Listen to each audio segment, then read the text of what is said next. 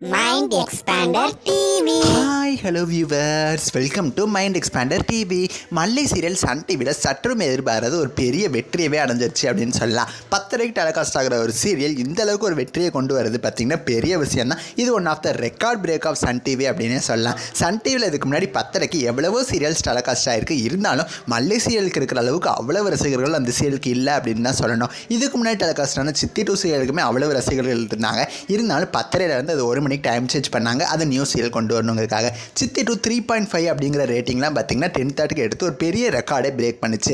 இப்போ மல்லி சீரியல் இந்த வாரம் எவ்வளோ ரேட்டிங் எடுத்திருக்கோம் அப்படின்னு நீங்கள் கேட்டிங்கன்னா ரொம்பவுமே ஷாக்கிங் ஆயிருவீங்க அண்ட் ஆல்சோ ரொம்பவுமே ஹாப்பியாக ஆவீங்க. மல்லி சீரியல் இந்த வாரம் 3.57 அப்படின்னு சொல்லி சித்தி 2 பீட் பண்ணி ரொம்பவுமே one of the highest rating வந்து ரொம்ப வருஷம் கழிச்சு சன் டிவியில் வாங்கியிருக்கு. ஒரு 10 டெலிகாஸ்ட் ஆகிற ஒரு சீரியலுக்கு இவ்வளவு ஃபேன்ஸ் இருப்பாங்க அப்படின்னா அது மல்லி சீரியலுக்கு தான் அப்படின்னே சொல்லிட்டு போயிடலாம். இந்த சீரியலோட ஸ்டோரி ட்ராக் எப்படி இருந்தாலும் பரவாயில்ல, நாங்கள் விஜய் மல்லிக்காகவே பார்ப்போம் அப்படின்னு சொல்லி அவ்வளோ ஃபேன்ஸ் இருக்காங்க. ஒரு வாரம் 2 வாரம் கிட்ட கொஞ்சம் பாசிட்டிவாக போச்சு. டிஆர்பி பயங்கரமாக இன்க்ரீஸ் ஆக ஆரம்பிச்சிருச்சு.